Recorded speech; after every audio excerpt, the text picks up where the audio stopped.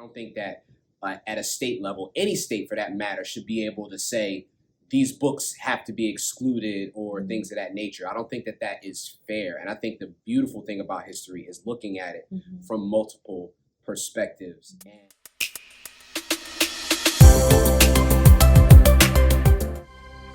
Hey there, and welcome back to TWT Podcast with yours truly, Dr. Jacinth Joyce, the Teachers Who Thrive podcast. And exactly what we do here, we empower teachers through our courageous and brave conversation. We restore the dignity of our profession by challenging the status quo, and we debunk myths with the help of our guests, past, present, and future teachers. And so, of those core values, you got any more that you want to share with us?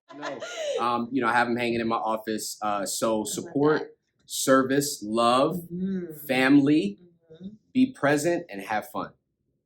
I love that. That's a good balance. And I always say that they're not bound by definition, right? So like family doesn't mean the people that, are in my family and related by blood, like, even your work family. Yeah. Like we were across from each other. I consider you family. You're my brother. Cox, I need help with this station or, can I do this interview? Yeah. Like we're family. That, it's work family. So that's one of my core values is identifying and loving and being supportive of my family, whether it's, my family at home or my work family and things like that. And if I consider you a friend, I don't consider you a friend. I consider you family. I love that. And so thanks for your core values. I want to take notes like that one. I'm going to replay. Another question I want to pose to you. So what I saw, but now maybe 3 years ago at the start of the pandemic, in 2020, there was a shift in the world with the reality of, unfortunately, the Black and brown men and women, obviously other men and women of people groups or individuals within other groups, certainly have been at the hand of violence. We've lost a lot during the pandemic, but there was a common thread. There seemed to be a pattern and a trend. And in honor of Black History Month, we're going to talk about Black people, right? There seemed to be a pattern or trend of seeing Black and brown people lose their life, not only at the hands of law enforcement, but just violent ways.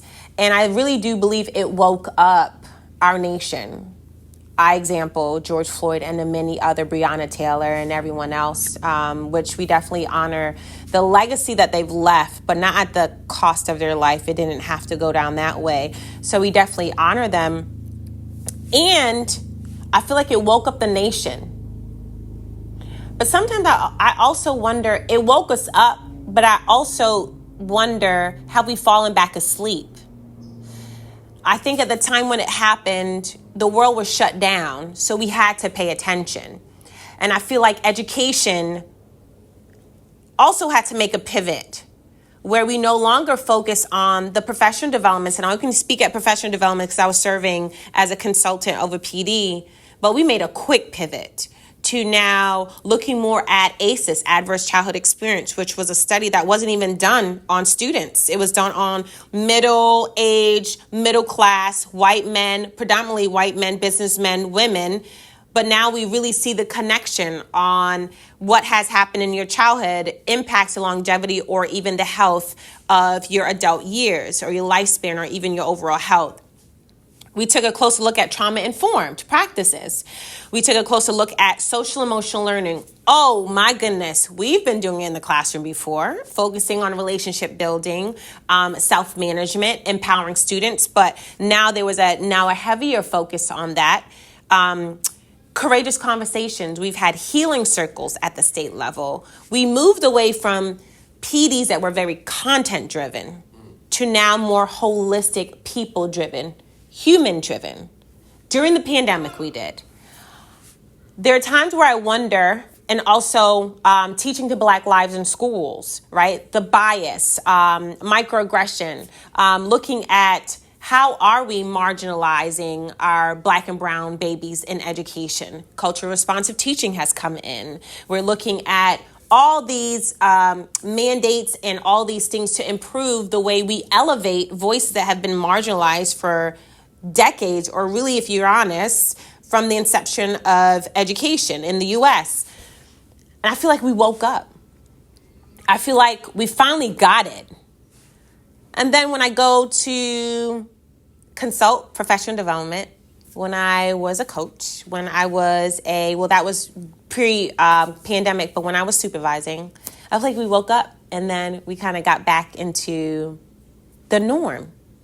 And I just want to know, from your perspective, being a social studies teacher and now serving in history, do you feel like we woke up to wake up as it relates to the way we navigate particular people groups who've been marginalized over history?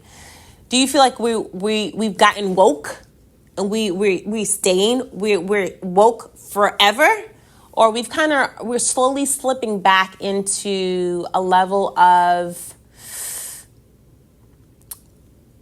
sometimes I feel like, I don't know if we're numb to the reality of the humans that we teach because they look different, because we have judgments based on the zip code that they come from or the family structure that they are existing in.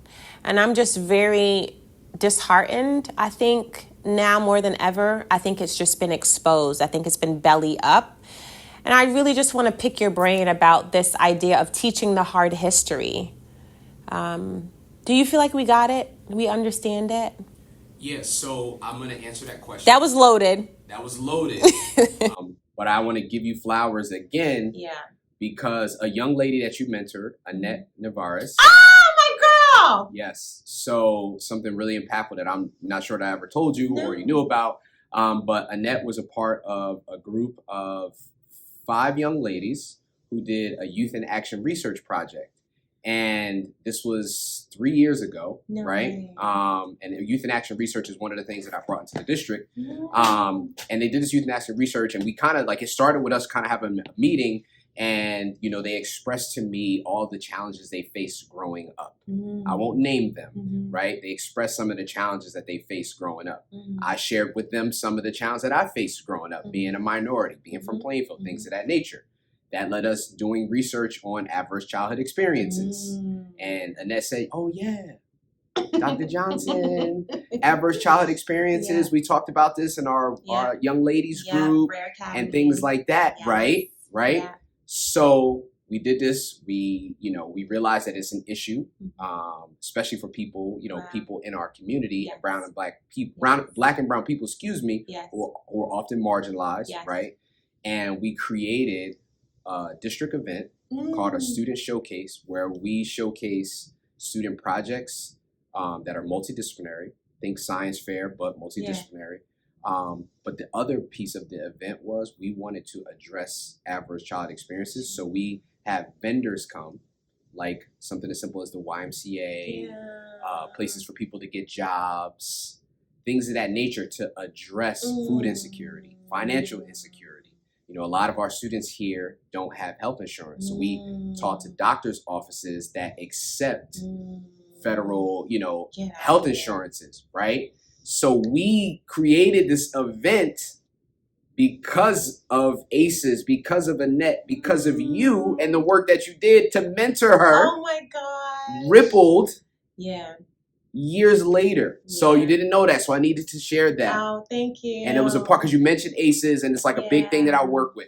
But to answer your question, yes, I do think that we've gone back to sleep. And I think that is a loaded question. First of all, it's important to state that brown and black people have been marginalized for a really long time. And, almost since the inception of this country, right? And there's some unfairness that let's name, right? Like, you could live in Plainfield and the tax base could be this amount that goes into the school, or students who live 2 miles down the road in Westfield and their tax base is different, which is funding, and it's directly related to the school. So there's inequities there. But there's so many issues that are layered in the treatment of black and brown people in this country.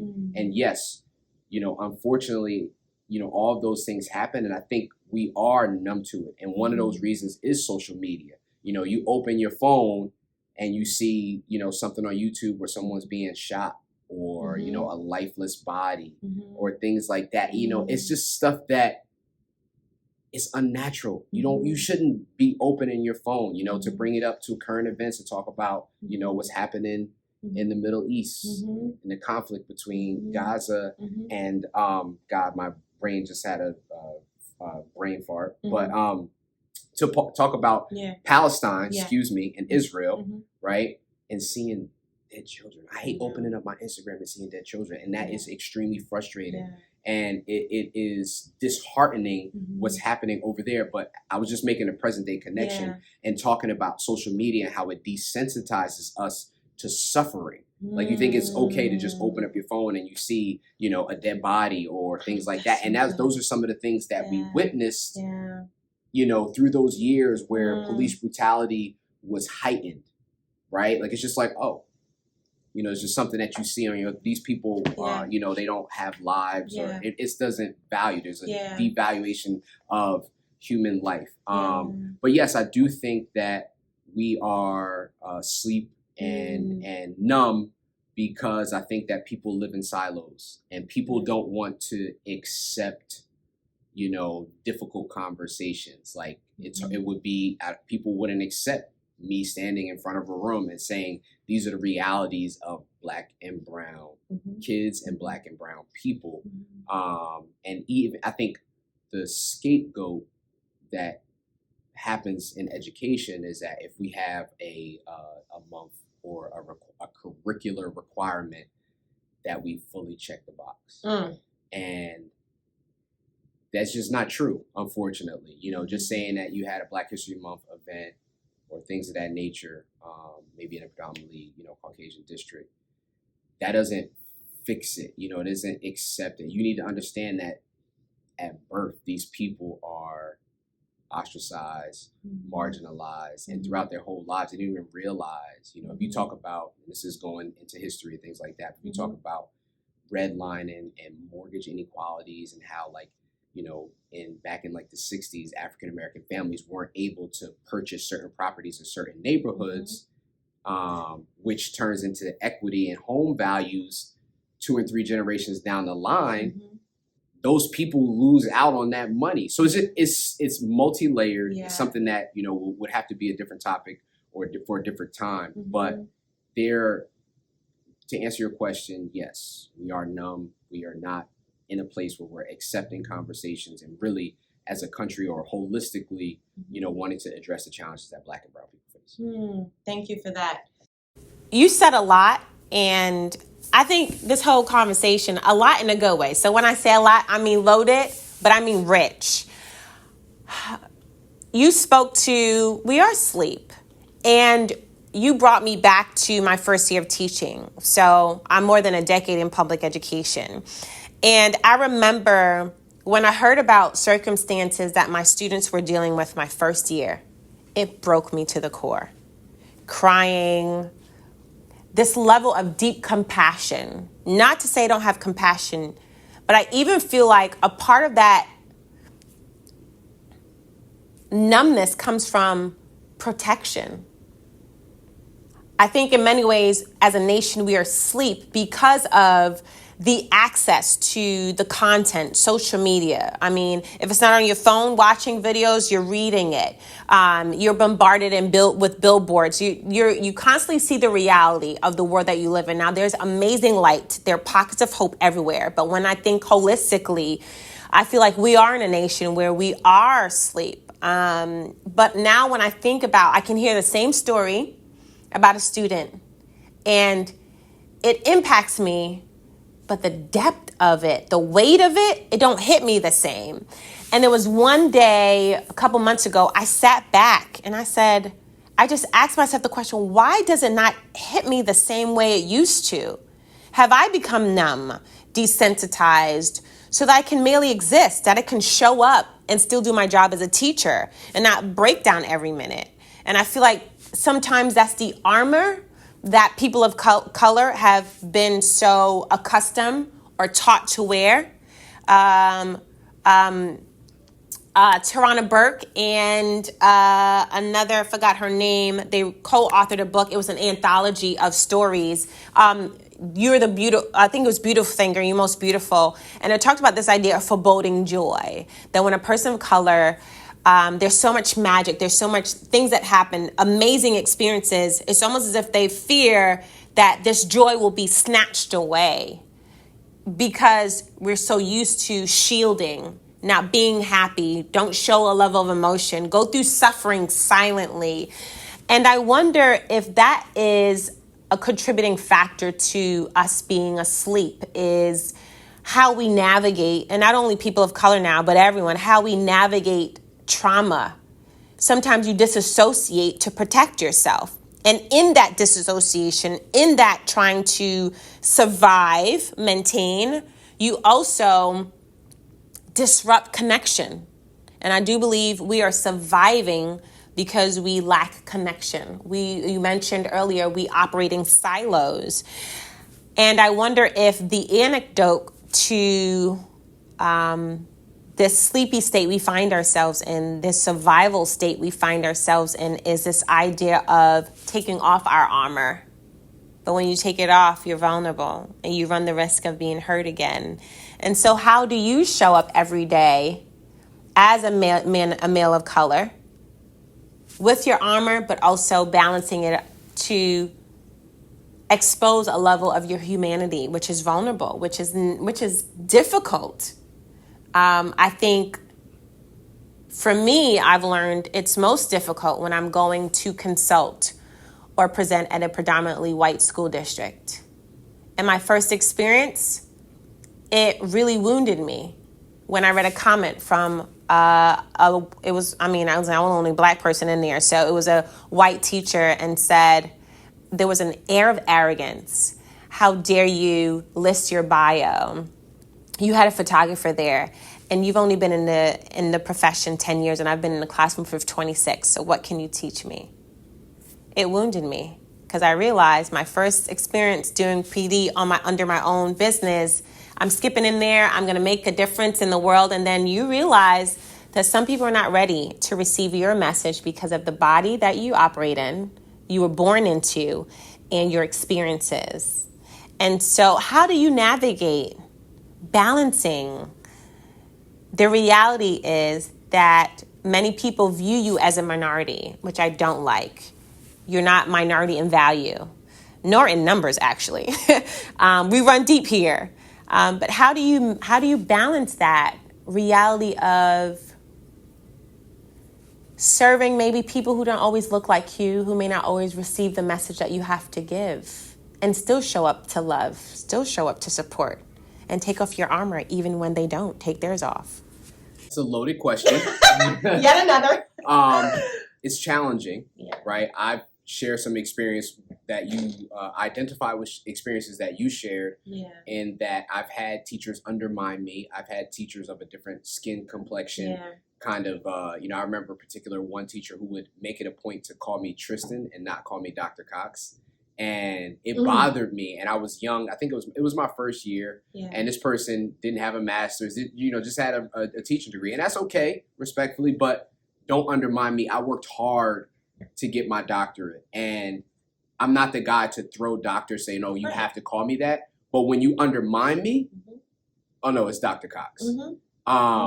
And so I experienced that, and I think sometimes there's a few things. There's ageism. There's also colorism. Yes. I think, being a younger administrator, talk about that, who is African American, people don't, what does he know?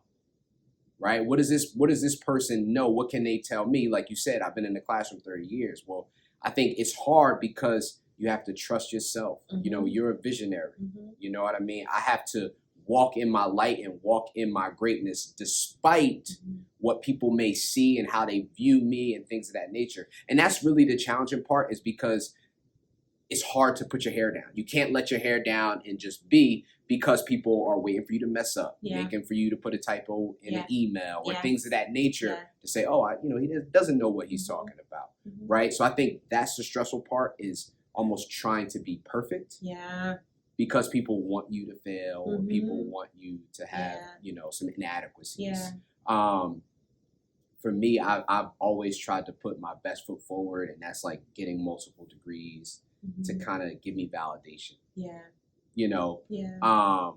But like I said, it's challenging, but at the same time, I refer back to my core values, and I think about being human, and sometimes I admit that, I may not know everything, but that doesn't take away from my light. That doesn't take away. I mean, look at the things that we've accomplished under my leadership. Yes. And, you know, sometimes when I'm speaking, I'm almost like, oh my God, is that me? Yeah. Yeah. You know, like tonight, I'm talking about kids from Plainfield going to a National Social Studies conference. There were no other kids there. And the professor who is in civics education, she is like the bomb. Mm-hmm. She is the person in civics education. She is the marker. Mm-hmm. She had kids from Plainfield making her presentation better.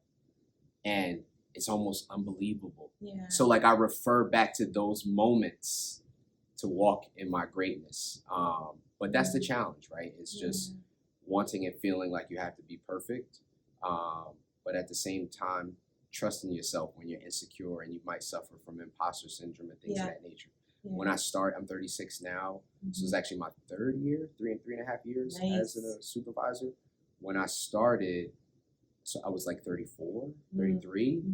So I'm like, oh man, there's some teachers that are 45 years old, 50 years old. On their way out to retirement. What? This young buck doesn't know what he's talking about.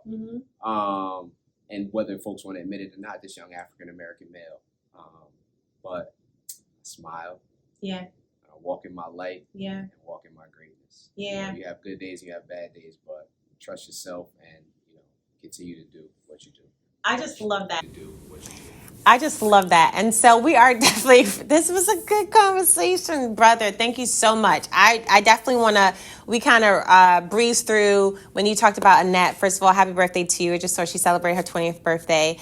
And to know that I did teach Annette I taught her in, I think it was 7th or 8th grade, but I do remember she came to Rare. And I taught her in 8th grade. And to see that she's a product of Plainfield and she was a part of the Rare Academy Girls Group, then she matriculated, graduated, then served as a team leader in the nonprofit program. So she was trained under ASICS training. The first time we took them, I think it was 2018, we took them, we fundraised at Behind Off, you probably remember, took them to Disney World for a leadership conference weekend. And that was the first time she ever flew in a plane. I remember the first time I gave her a check. I said, I need you to sign this. She said, this is the first time I'm even signing a check. And I was like, I hope you remembered the first. And it reminded me, exposure is so invaluable. Just exposing them to a different light, a different world out there. And how she was able to come full circle, graduated high school, and come back to serve, but also remember what she learned about ACES. Sometimes you don't really realize what they're really paying attention to or what sticks until they're confronted when they need that level of information or when they need to pull it out of their backpack. And so I just want to say kudos to you for even adding another value of power in her leadership, being a part of that experience. I just want to say thank you to you. Now, the last thing I want to close on, and it's going to be loaded again because that's how we do with this conversation, but I know we're ready for it. Now there's conversation around, I was recently reading, and this is maybe a couple months back in April, heard one of my friends who's a lawyer, but now it's in the news. I was reading New York Times. School districts in Florida are now rewriting textbooks to remove that Rosa Parks was a black woman from their textbooks. When you hear that, what resonates most with you? And if you can speak to our listeners who are history, social studies teachers, may look like us, but may not. We may have allies in this work that want to elevate, that want to bring equity to how they teach, how we teach the history. What would you say to them as they arise or they rise to the challenge of having the courageous conversations, talking about the hard history that has plagued our U.S., that we don't want to talk about, that we want to skate over, and why that is important for them to do? So first of all, when you hear about the textbooks being rewritten below the Bible Belt and removing Rosa Parks being a black woman, what resonates most with you about that reality? And then speak to our listeners who may need a word of courage and power to dig in and have those conversations and teach the hard history? So when I hear about that, I think that it's very unfortunate. It's disheartening. It's infuriating. There's a lot of emotions that are, there are a lot of emotions that kind of circle what's happening, right? To answer the question or to respond to it, I don't think that no one should have absolute control. So I don't think that at a state level, any state for that matter, should be able to say these books have to be excluded or things of that nature. I don't think that that is fair. And I think the beautiful thing about history is looking at it from multiple perspectives. And I'll say for me, to also answer that question and why it's so beautiful to coexist, to learn and to experience different people, right? One of the most beautiful things, I went to Rutgers University. And when I graduated from Rutgers University, when I attended Rutgers University, I met so many people from so many diverse backgrounds. Yeah. And I thought it was so cool. One of my fellow RAs, he was from Pakistan. I had never grown up in Plainfield. I had never met anyone from Pakistan. Yeah. And, you have these preconceived notions or beliefs about people from Pakistan, people in the Middle East. With 9/11, you kind of think that the Middle East is just one area and it's not diverse, right? And I was just like, man, shame on me for having those preconceived notions and grouping people together. And I think that's what's unfortunate about society is like we look at people and we have these preconceived notions and we write them off. Or we don't care enough to learn about them, to value them and to care for them. Yeah. Florida's missing the ball. I don't be quoted or not, but by dropping her and not giving due diligence. And I think that I would just say, if I was in some higher position at the national level, like no one should be able to write off books or things like that. Kids need to be able to pick up a book and say, let me read about this. Why not? Why not? You're giving that person exposure to learn about the reality of the world that we live in. I love it. And then on that note, I want you to talk straight to the listeners who are challenged with teaching the hard history. Either fear or fear, really. What would you say to that teacher? Or not only even history teachers, because I feel like it's all our job to really teach the hard history and elevate, especially marginalized groups, whether you're teaching science, who are scientists of color. If you're doing ELA, every book that you write, there's some background history. Who are the people's voices that you don't hear? So I think warrants, artists, musicians, like we can all elevate for the sake of equity. But if you can speak directly to teachers who are challenged with teaching the hard history and why it is so important more than ever to lean in to teaching the hard history and having those courageous conversations. So a few things. One, be vulnerable, be open to these conversations because it's the reality of the world we live in. Kids are opening up their phone and have access and are exposed to this information. So why not dive into it, into the classroom? Own who you are, right? You may not identify racially with the people that you're teaching. That's okay. I've had teachers who were phenomenal that weren't African American or Latino. That didn't, going back to our point earlier, it wasn't just, yes, it's awesome to have someone that looks like you, but it's about being human when you're in an educational role, when you're in a leadership role and you're serving students and you're serving people. So I would just implore everyone to be human, right? So that kids can have access to information that's in front of them when they open their phone. Dr. Cox, I just want to say thank you so much for coming to TWT to just share your light, to share your love, and to share how you support teachers now. It's been an honor, a privilege, a pleasure, and I'm super proud of you. You're dope in your own right, and I definitely know that this won't be the last conversation we have. And so again, I want to say thank you again, Dr. Tristan Cox, for coming on and serving the way you serve and the way you show up for Plainfield, but also the way you show up for our world, because I do believe when you thrive, students thrive, your teachers thrive, our community thrives, society thrives, and the world thrives. And so I just want to say thank you. And our TWT listeners, I just want to say, listen, the currency of our podcast is in your like, your share, and you subscribe. And always, you were not born to survive. You were not created to survive, but you were born to thrive. Until next time,